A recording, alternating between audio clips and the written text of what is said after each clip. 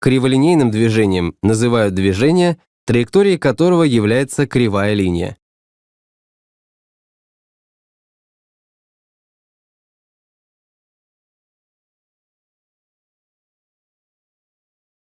Движение по окружности, при котором изменяется только направление скорости, а ее модуль остается постоянным, называется равномерным.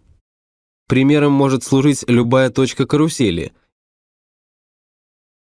или любая точка ветряка. Планеты и спутники также движутся по орбитам, близким к окружностям. Движение тела по окружности повторяется через определенные промежутки времени, равные периоду обращения. Периодом обращения называют время, в течение которого тело совершает один полный оборот. Период обращения обозначают буквой Т. За единицу периода обращения принята секунда. Если за определенное время тело совершило n полных оборотов, то период обращения равен отношению времени к числу оборотов, совершенных за данное время. Частотой обращения называют число полных оборотов тела за 1 секунду. Частоту обращения обозначают буквой n маленькая. Если за определенное время тело совершило n оборотов, то частота обращения равна отношению числа оборотов ко времени, за которое это число было совершено. За единицу частоты обращения принята секунда в минус первой степени. Частота и период обращения связаны следующим образом. Частота обращения равна единице, деленной на период обращения. При равномерном движении линейная скорость тела, оставаясь постоянной по модулю, меняется по направлению и в любой точке направлена по касательной к траектории. Модуль линейной скорости равен отношению пути ко времени. Если тело совершило полный оборот, то путь равен длине окружности, а время — периоду. Период выразим через частоту. Тогда выражение для скорости станет таким.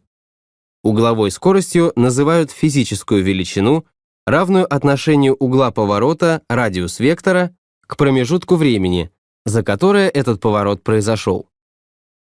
Угловая скорость обозначается буквой омега. За единицу угловой скорости в системе Си принимают радиан в секунду. За один оборот угол поворота равен 2π, поэтому угловую скорость можно выразить через период или частоту. Изменение направления скорости означает, что тело движется по окружности с ускорением. Направление вектора ускорения совпадает с направлением вектора изменения скорости. Пусть тело, движущееся по окружности радиусом r, за малый промежуток времени переместилось из точки А в точку Б. Чтобы найти изменение скорости тела, в точку А перенесем параллельно самому себе вектор скорости и вычтем из него начальную скорость, что равноценно сложению вектора скорости в точке Б с вектором начальной скорости. Вектор, направленный от вектора начальной скорости к вектору скорости в точке Б, и есть вектор изменения скорости.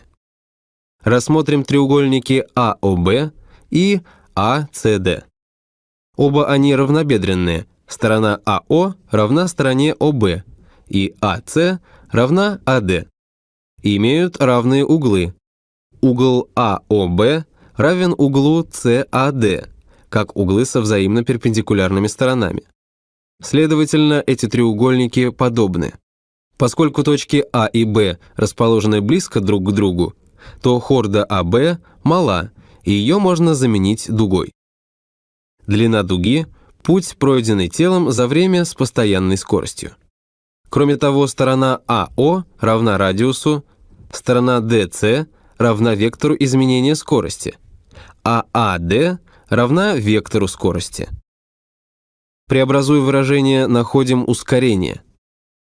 Таким образом, ускорение тела равно отношению квадрата скорости к радиусу окружности.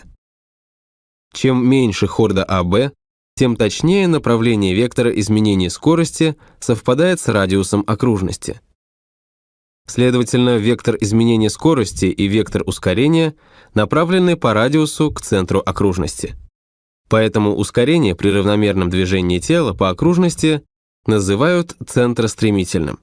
При равномерном движении тела по окружности его ускорение постоянно по модулю и в любой точке направлено по радиусу окружности к ее центру.